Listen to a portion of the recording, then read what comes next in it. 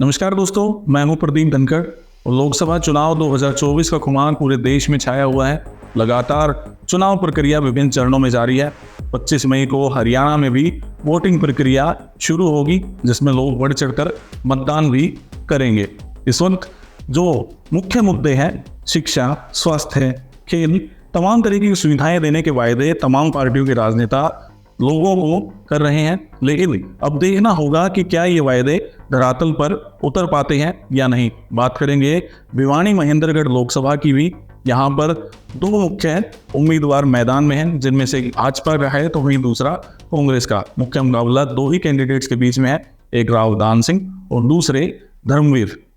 अब देखना होगा कि जनता इन्हें कितना प्यार देती है, लेकिन जो मुद्दे हैं उन मुद्दों पर चर्चा के लिए हमारे साथ मौजूद हैं पवन यादव जी मशहूर समाज सेवी और उद्योगपति हैं। इनसे जानने का प्रयास करेंगे कि आखिर शिक्षा के क्षेत्र में हालत कैसी है भिवानी महेंद्रगढ़ लोकसभा की। क्या वहाँ के लोगों को उचित शिक्षा मिल रही है ताकि जो युवा हैं आगे बढ़ चढ़कर काम कर सकें, रोजगार तलाश कर सकें। पवन जी, आपका स्वागत है।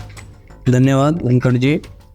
जैसा कि आपने अभी जिक्र किया लोकसभा चुनाव का, तो मैं जनता से अपील करना चाहूँगा कि आने वाले 25 तारीख को सभी थोड़ा समय निकालें और इसको एक बहुमूल्य दिन की तरह देखें, क्योंकि ये एक आम दिन नहीं है कि मान लो ये छुट्टी का दिन है, हम आराम कर ले, उस दिन एक छुट्टी ज़्यादा मिली है उसका फ़ायदा उठा लें, बल्कि एक जिम्मेवारी का दिन है। जो 25 मई आने वाली 25 मई है, वो हर एक नागरिक के लिए, जो भारतीय नागरिक है उसके लिए बहुत जिम्मेवारी का दिन है। और मैं चाहता हूँ, सभी से अपील करता हूँ कि ज़्यादा से ज़्यादा संख्या में पहुँचे और मतदान करें। तथा जो आप अभी कह रहे हो कि भिवानी महेंद्रगढ़ में दो चेहरे आपके सामने हैं, रावदान सिंह जी और चौधरी धर्मवीर जी।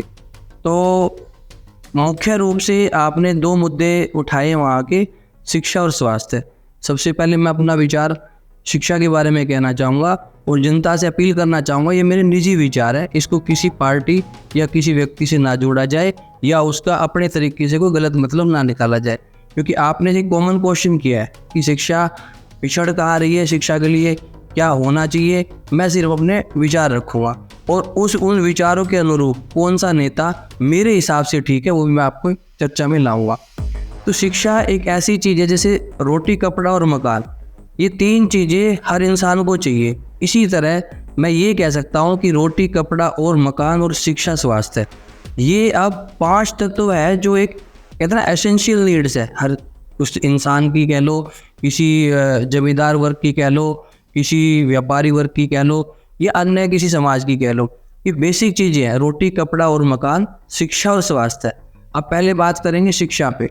शिक्षा में क्या है, बहुत सारे प्राइवेट स्कूल्स हमारे हरियाणा में हैं। आपने देखा होगा पीछे एक मुद्दा उठा था प्राइवेट स्कूलों का कि इसकी मान्यता है, इसकी मान्यता नहीं है, या इतने सालों से ये स्कूल चल रहे हैं, या सरकारी स्कूलों में कुछ मूलभूत सुविधाओं का जो अभाव है वो देखते हुए लोग प्राइवेट एजुकेशन की तरफ भाग रहे हैं। तो मैं ये चाहता हूँ कि सरकार, आने वाली सरकार जो भी हो, उससे मेरी ये एक विनम्र निवेदन रहेगा कि जैसे ही सरकार बनती है तो शिक्षा पे ध्यान दिया जाए, शिक्षा के बजट पे ध्यान दिया जाए, और जो अपने सरकारी इंफ्रास्ट्रक्चर है स्कूलों का, सरकारी स्कूलों की वो व्यवस्था सुधरनी चाहिए। बिल्कुल, उसका कायाकल्प होना चाहिए और उसकी व्यवस्था सुधरनी चाहिए, उसका बजट बढ़ाना चाहिए शिक्षा का। स्कूलों में हमने देखा कि टीचर्स की भी काफी कमी रहती है। क्या भिवानी महेंद्रगढ़ लोकसभा क्षेत्र में भी यही हालत है? देखिए, मैं इसको कोई पॉलिटिकल रूप नहीं दूंगा कि कहाँ कमी है कहाँ कमी नहीं है। आपने मेरे से सीधा क्वेश्चन करा है, टीचरों की संख्या तो बढ़नी चाहिए। तो नहीं, मैं बताऊंगा। मैं सिर्फ इतना चाहता हूँ कि आपने सवाल किया है कि शिक्षा के लिए क्या होना चाहिए। मैं 1 सेकंड पुरानी बात नहीं करना चाहता किसने क्या किया, मैं बात करूँगा क्या होना चाहिए। तो मैं कहूँगा कि जो प्राइवेट स्कूल्स है उनको पूरी सहूलियत दी जाए, उनको समझा जाए, क्योंकि वो एक ऐसा पिलर है जो एक शिक्षा को बढ़ावा दिया जा रहा है। मैं समझता हूँ कि आज 80% जो शिक्षा का योगदान है वो प्राइवेट स्कूलों से है, और वो प्राइवेट स्कूल सारे के सारे, मैं समझता हूँ सारे के सारे नुकसान में चल रहे हैं। पर लोगों को, जनता को क्या दिखाया जा रहा है कि भाई स्कूल वाले ठगी मार रहे हैं, स्कूल वाले ये कर रहे हैं। मैं एक कॉमन सा उदाहरण दूंगा, एक बस एवरेज जो चिल्ड्रंस को लाती है वो 40 बच्चों की होती है। तो 40 बच्चे और 1000 एवरेज होता है महीने का। कहीं में दूरी ज़्यादा है तो 1500 होगा, ट्रांसपोर्ट चार्ज कम है तो 500 होगा। तो उस बस का जो उसकी जो कॉस्टिंग आई है, जो पर स्टूडेंट आई है, वो 1000 रुपये आई है। तो उस बस का जो एक ट्रिप हो 40,000 का हुआ।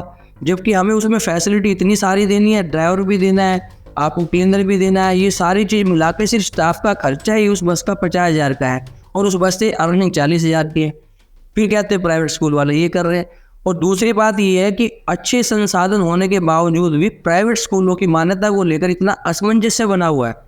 तो मैं कहूँगा आने वाली सरकार उस चीज़ को देखे, समझे कि जो एक मेन पिलर है, जो प्राइवेट स्कूल है, वो एक मेन पिलर है शिक्षा के लिए, उनको समझा जाए, उनकी तकलीफ को समझा जाए और उनको प्रोत्साहन के रूप में जो 134 के अंतर्गत भी जो आते हैं स्टूडेंट, उनके लिए भी कोई ना कोई अपनी स्कॉलरशिप या वजीफे की दी जाए। क्योंकि प्राइवेट स्कूल में इतनी जान नहीं है कि वो इतना कमा भी ले और कोई ऐसा बोझ उठा ले जो समाज का जो बाकी दूसरे जो बच्चे हैं उन पे उसका असर पड़ेगा। मुझे अगर बात करें तो ये व्यवस्था सुधार कौन सकता है कैंडिडेट मैदान में? देखिए, व्यवस्था सुधारना सरकार का काम होता है, पर मैं समझता हूँ कि एक लीडरशिप है वो राव दान सिंह जी की है। एक जो पहले भी मैंने बताया है कि श्रुति जी को मौका मिल गया है, धर्मवीर जी को मौका मिल गया है, अब जो इस बार जो बारी है राव दान सिंह जी की है।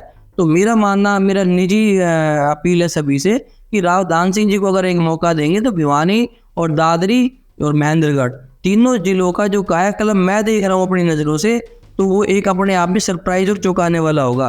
तो राव दान सिंह जी ना इस क्षेत्र के लिए एक बहुत बड़ी मतलब शिक्षा के क्षेत्र में मील का पत्थर साबित होंगे। बिल्कुल, शिक्षा व्यवस्था को सुधारने की आवश्यकता है। हालांकि तमाम सरकारें पूरी कोशिश कर रही हैं, केंद्र सरकार के साथ साथ जो हरियाणा की सरकार है वो भी लगातार प्रयास करती रही है। लेकिन राव दान सिंह से उम्मीद है जनता को कि वो आगे जब चुनकर आएँ तो बेहतर काम इस दिशा में करें। नमस्कार।